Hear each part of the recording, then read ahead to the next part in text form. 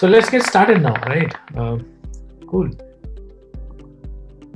Okay, so don't get annoyed by this diagram. I'm not going to talk about how do you grow plants. This talk is really not about growing plants. Give me some time, I'll be able to connect the dots. But then, how do you grow plants? You choose the right container. You need quality soil, right? You probably plant. You need to plant the seed at the proper depth, and then water the plants daily. But again, water wisely, and also fertilize them. Add fertilizers, and also give the seeds enough sunlight, isn't it? So all these are important to grow the plant, right? But then my plant died. I did everything right. Why did the plant die? So if you go to the root cause analysis, if you try to make a root cause analysis, we can find that possibly the plant got overexposed to sunlight, or we added a lot of fertilizers, which probably kill the plant, or could be the soil quality was bad. I mean, there are n number of reasons, right? I'm not getting into the details of it. So the talk about today's growth design, concept which has been flying there in the market for quite some time. It has been there for many years now, but it has started getting a little bit of popularity now. So let's unfold few concepts here. With that, I'll introduce myself. My name is Alipta Ballav. So as Gaurav said rather, I work for Sana Corporation and I lead the experience design team at Sana India, Bangalore. So Sana basically is a healthcare IT firm headquartered in Kansas City, US. And that's a bit about me. And then let's jump over to the topic. So you often say this, right? I want to grow my career, I want to grow my business, I want to grow the relationship and multiple things, right? So when you talk about growing your career, you take additional responsibilities and ownerships. You start taking decisions on your own. You probably get a better title, right? And you probably become a lead UXT, principal UXT. And then from there, you jump the ladder, design manager, VP of design. So you are growing in your career, right? And then when you talk about growing your business, you probably want to get into new markets, right? You want to acquire more customers, you want to offer more products and services and stuff like that. And when you talk about growing relationships, it probably happens over time. You're possibly looking to make your current relationship meaningful relationship, and that's how you probably grow your relationship. There could be multiple ways. These are some of the things I just pointed out.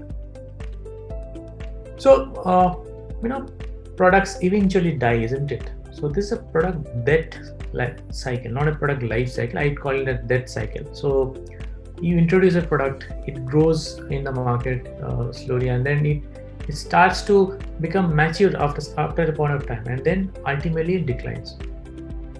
So it declines because of multiple factors. Now there could be like some technological innovation might have happened. I mean, right? So users feel the product they're using at this point of time is no longer solving a purpose for them, and it probably fails to understand a customer need, right? And there could be reasons like excessive pricing, poor marketing, and again n number of reasons for which the product failed.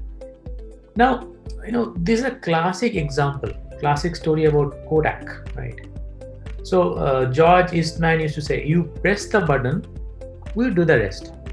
Even today we still press the button, right? So we don't press the button, actually we normally tap on the button. So digital photography destroyed Kodak's film-based business model, isn't it? And Kodak became bankrupt in some time, and then Kodak's management could not even foresee the future. There's some disruption is coming in the technological space. Again, another example could be Sony Walkman. So iPad took away the market for Sony Walkman also, isn't it? So Kodak is gone, but still we love clicking a photo using our smartphone, and we love these experiences, right? We love the experience of a Swiss knife. It becomes so valuable at times. The Disneyland experience, it makes you feel that you're probably in a dreamland, and there are so many rides to cover, and you actually cannot cover in the entire day. Fitbit, a product which can really help you achieve your fitness goals, right? And these are all great products. These can really, and you love the experience of these products, isn't it? So Great products are designed every day, isn't it? But then all great products can be successful for a short time, and then eventually they lose a market until you grow them, isn't it? So consistently realizing the commercial success of these great products is really hard, right? And that leaves us with an open question: how does the best design performance increases revenue and shareholders returns at nearly twice the rate of their industry counterparts? It sounds like a very challenging job, isn't it? So after all, I would say we designers are not magicians, isn't it? Are we magicians? I don't know. Let's see. But yes, sometimes really you can do magic at times, isn't it? And then that's why these new job roles got created over the past few years. So if you search google.com today and try to type in grow the designer, these are some of the opportunities you will find. And this is a new trend. Companies are investing on growth hacking, growth designing, and all this stuff. So this is entirely a new era which is going to come up for designers, I would say. But then how does look like to be a growth designer? So essentially, human being have two different mindsets. One is a fixed mindset, one is a growth mindset. Let me expand over a bit. So when you talk about fixed mindset, they don't like challenges at all. They avoid challenges. But a growth mindset, they embrace the challenges. So they love to take newer challenges in their life. When it comes to obstacles, a fixed mindset would give up very easily, right? But a growth mindset, they will persist even if there is a setback, right? Similarly, if you talk about effort, if you're a fixed mindset person, you will see every effort is useless. But if you talk about growth mindset, they will see that efforts is a path to mastery. You can really be a master. You're not a jack of all trades, you're a master of one trade, right? Then when it comes about feedback, so fixed mindset would probably ignore the negative feedback. But growth mindset, they learn from criticism, right? They learn from it. And also the last point, but not the least, a fixed mindset person would feel threatened by the success of others, whereas a growth mindset, they find lessons and inspirations in the success of others, right? So that's about some of the attributes I wanted to highlight. But what's the difference between fixed mindset and a growth mindset? Now, what does a growth designer focus on? Very interesting point. So they focus on the high impact. Now this reminds me of that $300 million case study, button case study rather. So an e-commerce site wanted every user to register during checkout, and later they realized that, and they removed that register button and they made it a continue button with a note. They left a note there saying that, and the note looks like this. So you don't need to create an account to make purchase on our site. So simply click continue to proceed to checkout, right? And to make your future purchases even faster, you can create an account during checkout. Wow, the sales picked up like anything. And that was a great case study, actually. The next point is about they don't identify the missed opportunities. Now, nothing is more expensive than a missed opportunity, isn't it? Sometimes it could be as simple as giving user a feedback about the current status of the system. Like in the morning you talked about the visibility of the system status. So I need to be informed about what the system is going through at the moment. What is the current status of the system? But if you don't give that, it's a usability flaw and probably a missed opportunity. People might not opt for your product in that case. The third point is about you're able to track goals.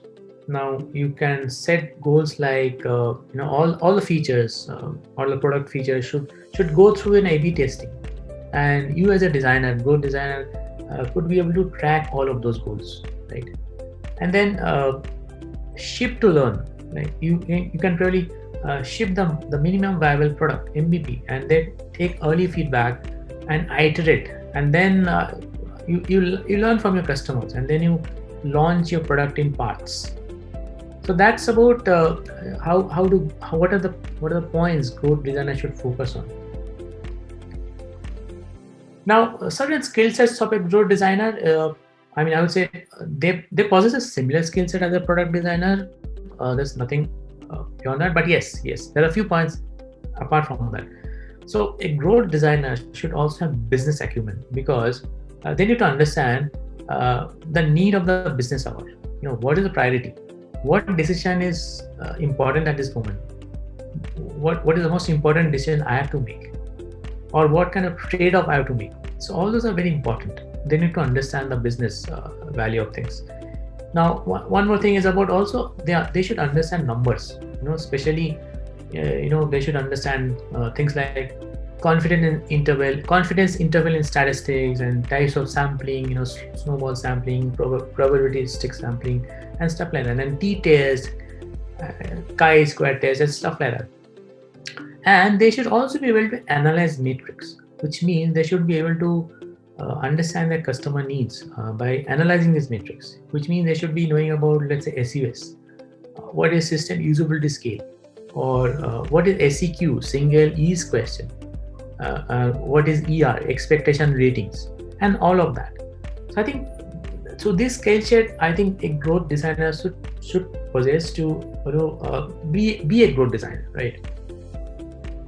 And I think that is all from now. I think as a closing note, I'd say that this is a new field, and it is a growing field in UX design. As a growth designer, I would say my intention as a designer would be to give value to the customer on a constant basis, right? And it's not just about delivering a consistent experience to the end users. It's also about elevating that experience to such a level so that users continue to stick to our product. I think that's about it. Thank you very much for being here.